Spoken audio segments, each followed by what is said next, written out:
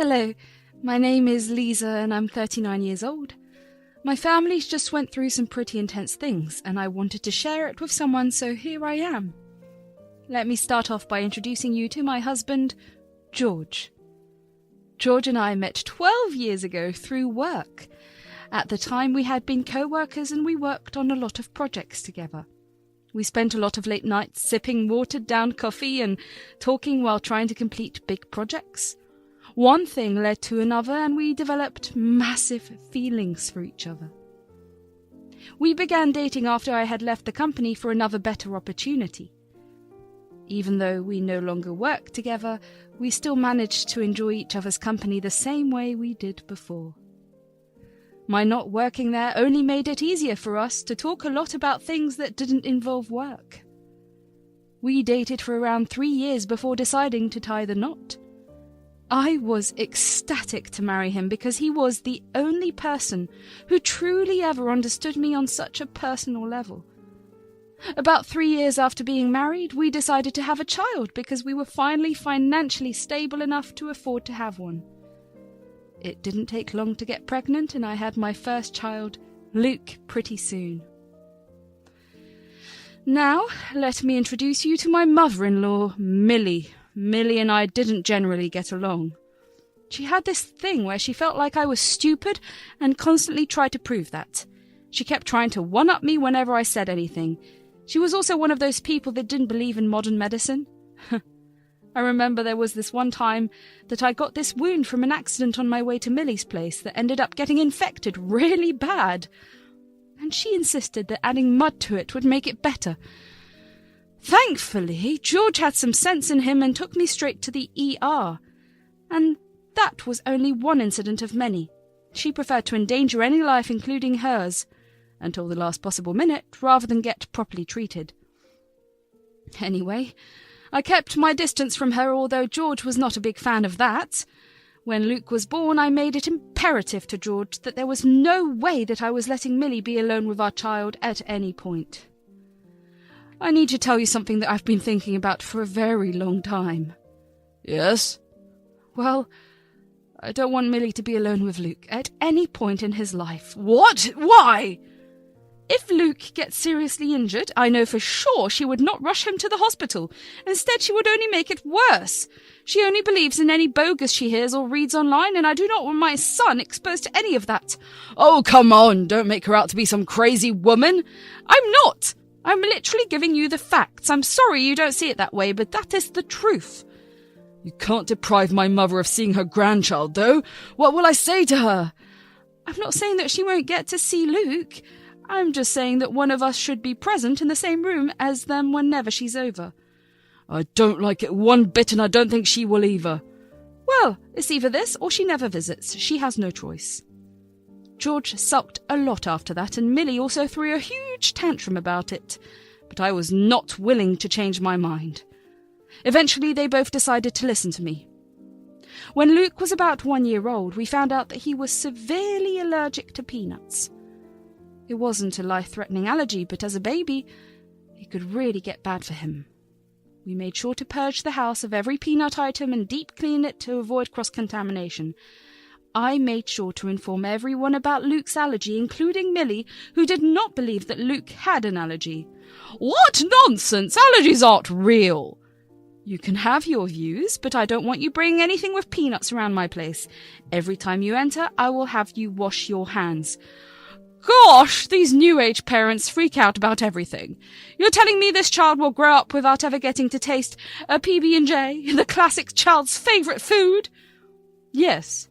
It's sad that he'll never be able to have it, but it'll be even sadder to not have a life if he did ingest it. I don't think you realise how stupid you are. Great. I don't even want to. Just listen to the rules or never come over. I will prove you wrong. Just wait. Even though Millie did threaten me, she never actually did anything. I was super careful whenever she was around. I made sure she left her bags away from Luke and washed her hands properly. But then about a year later, when I had let my guard down, Millie had fed my child some crushed peanuts to prove that I was stupid for believing in allergies.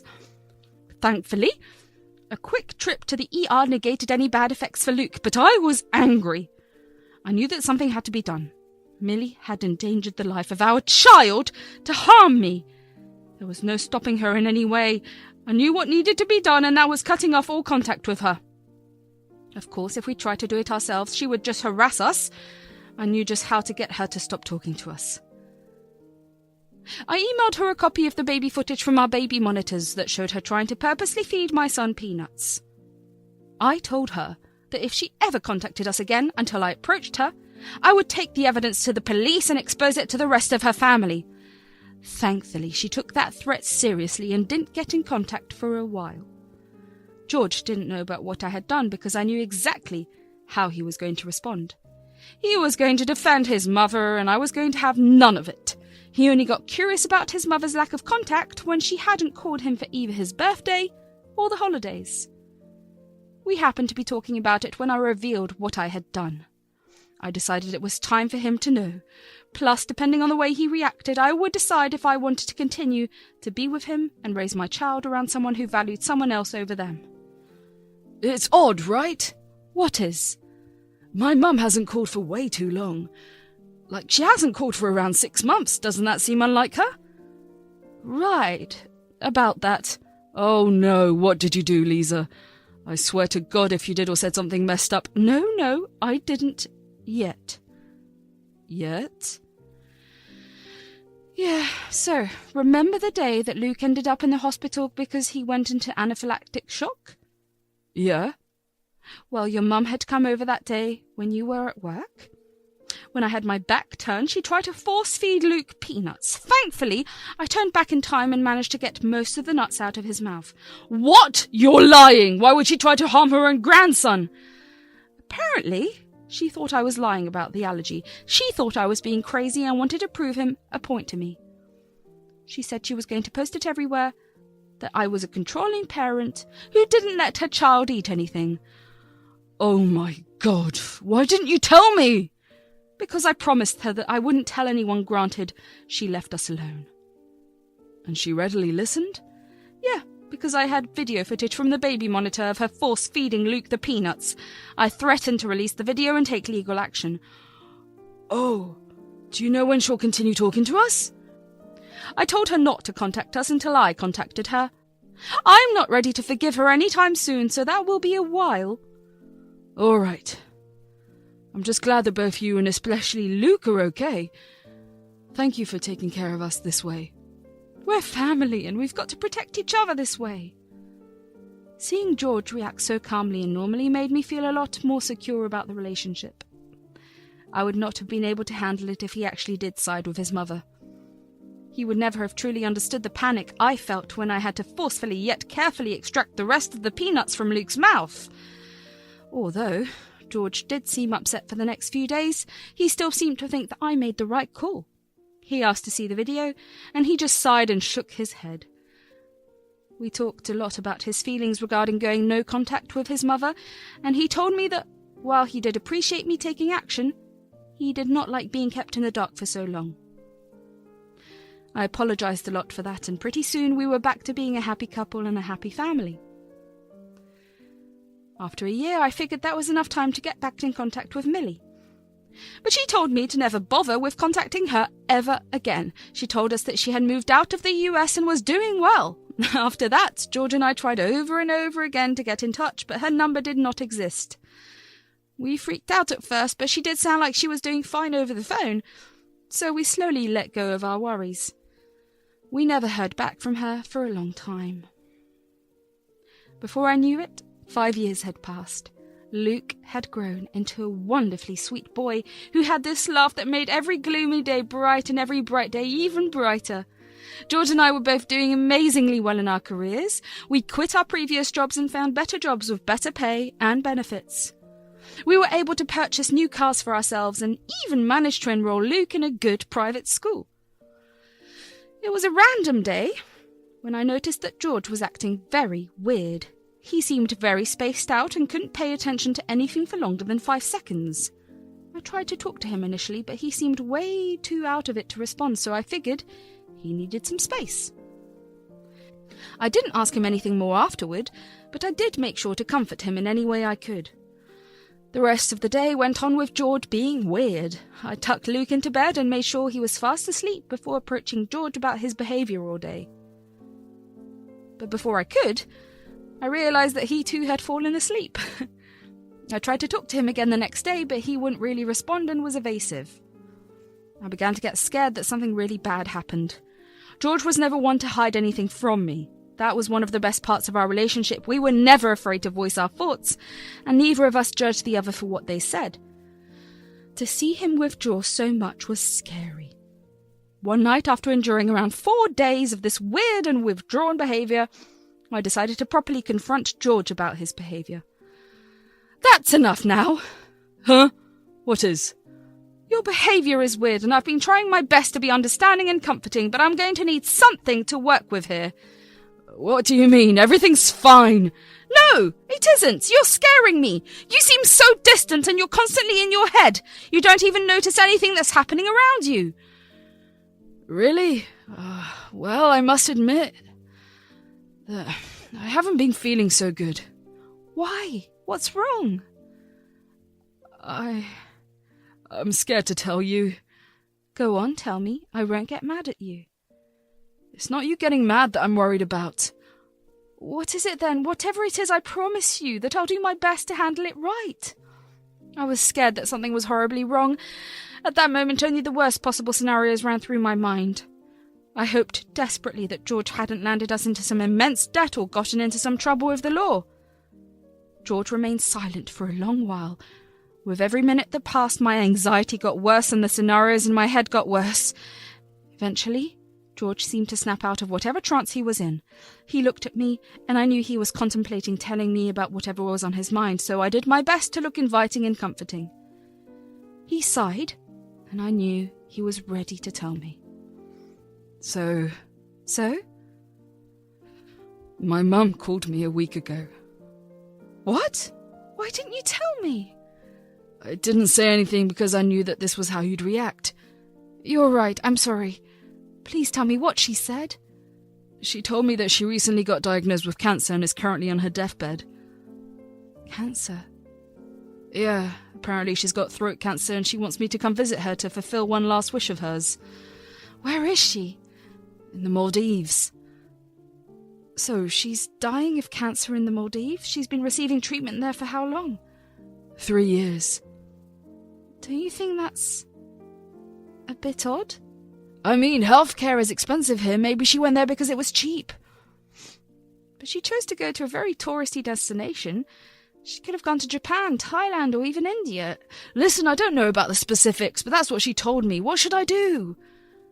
"I don't think you should go. Something seems off. Just at least let me gather some information about it, and then we'll make a decision. Just give me a few days."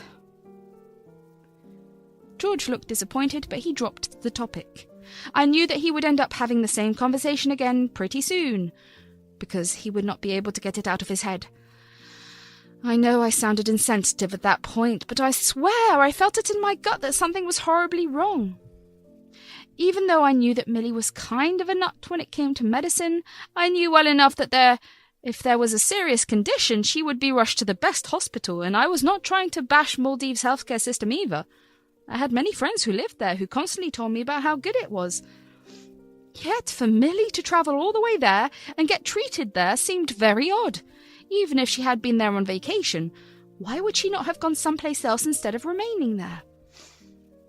So the next day I decided to call one of my good friends from college who was from the Maldives and had gone back home to ask her if there was any way she could help me out with finding out information about my mother-in-law. She was more than ready to help me. I sent her a couple of pictures and explained the situation to her. She told me she would try her best, but she could make no promises. She asked me to give her a couple of days at least. I readily agreed with everything she said. Yes, I know it was stupid to ask one person to search a barrage of islands for one person, but I had faith in her considering she came from a very, very influential family. In the week that it took for my friend to get back to me, George continued to act distant. In fact, he was even more distant than before. I tried talking to him many times, but unlike last time when he was simply spaced out, this time he was actually ignoring me. I tried to reason with him and remind him of his mother's various antics in the past, including the time she severely harmed our son, but none of that got through to him. Something in my gut told me that he was still consistently talking to her, and she was probably feeding him some lies. Even if I did snoop through his phone and saw call logs indicating their calls, there would have been no proof of Millie purposely talking crap about me. I just needed proof of Millie's health to give to George. True to her word, my friend called me a week later, and what she told me was shocking. She told me that with her dad's help, she was able to get records of all the cancer patients in all the various hospitals in the island, and Millie's name wasn't on any of them. However, after a little more digging, she found out that Millie had been in jail for the past year for drug smuggling and drug abuse. That was the last thing I had expected. I was sure that Millie had only invited George over to get him involved in her business, the same one that landed her in jail. My friend sent me the proof of it all, and I sat with George that night to discuss the truth. He seemed spaced out and didn't seem to care. I figured that I'd just give him some time. When I woke up the next morning, the bed was empty. That was odd, considering it was the weekend. We always stayed in a little longer. On George's bedside table there was a note that said he had gone to the Maldives to meet his mother one last time before she died. I was furious at him. How could he just up and leave behind my back without even telling me? Even after I told him about all his mother's lies, and that, if he did leave, he would be putting us in danger too, he still chose to go. Since he had shown me his true colours, there was no way I was going to let that slide. I knew that since it was the end of the month, he had none of his own money left to spend, so he must have used our joint account to book his ticket. A quick look through his emails confirmed that he only booked a one-way ticket. I did not want him to come back when he so clearly would put his mother over the safety of his family. I withdrew all the money from our joint account, which would take away his only way to get back home. I did realise that a large chunk of money had gotten withdrawn too, probably to fund his mother. That only made me even more furious. I blocked him everywhere because I did not want to have to deal with his constant calls and messages. I packed all of my and Luke's things and took off to my parents' place. If and when George did manage to come back, I did not want him to see us. When we turned up at my parents' place, they were understandably concerned, but I explained what had happened, and they were concerned for George, although they stood with my decision. It took about a week before I got a call from an international number. I immediately knew that it was George, and I contemplated picking up the call because I really did not want to deal with him. However, I gave in and decided to talk to him purely because I was very curious about what had happened. Lisa, thank God you picked up. Yes, what do you want? Lisa, I made a horrible mistake by coming here. Yes, I told you not to go. I tried many times to reason with you, but you never listened. I know. I want to come back, but I don't have any money. Yes, I know. Please just help me out this once. I promise to never go against you ever again. Look, I would help you, but you've shown me time and time again that you'll always place your mother over everyone else in your life, even if that means endangering them because of her. I didn't realise just how bad my mother's drug addiction was. She tried to get me to smuggle in drugs for her. Please just help me out this once. Let this be a lesson for you, George. Find your way back home. You did this to yourself. Lisa, please. Goodbye and good luck. It felt heartbreaking to do that to him, but he should have known better. Millie was never one to rationalise anything. I was sure that somebody had recommended drugs to her as a solution to some pain in some manner. She ended up smuggling things to a whole other country, where she got caught and now had to spend the rest of her life in prison. It will be a while before she can get extricated from there. I was sure that George felt bad for Millie, but I also knew that he hated the entire world of substance abuse, especially considering the past he had with his dad, who was a serial drug abuser, who he and Millie had to run away from. I knew that there was no way I was going to help him, but I also knew that if my marriage ended, I would try my best to help him figure things out after. I still loved him, and I only wanted what was best for him. He did come back after another week, and he contacted me immediately after he landed. He seemed a little distant, but that was a given. I left Luke with my parents and went to pick him up. The drive back to our place was silent, and when we got home we silently walked in with his luggage. We sat down and talked for a long while. He told me that he had understood what he did was wrong and that he should have listened to me. He told me that Millie had gotten involved with a gang and they ratted her out when they found out she had been stealing from them. He told me that while he had been upset with my lack of help, he understood where I was coming from. He would have done the same if the roles were reversed. Protecting his family would have been his first priority. We still have a long way to go. We've planned to get couples therapy, and he will get individual therapy too, to deal with the trauma of everything he went through. It does make me sad to think that things had to go this far for him to come to his senses. But hey, it's better late than never.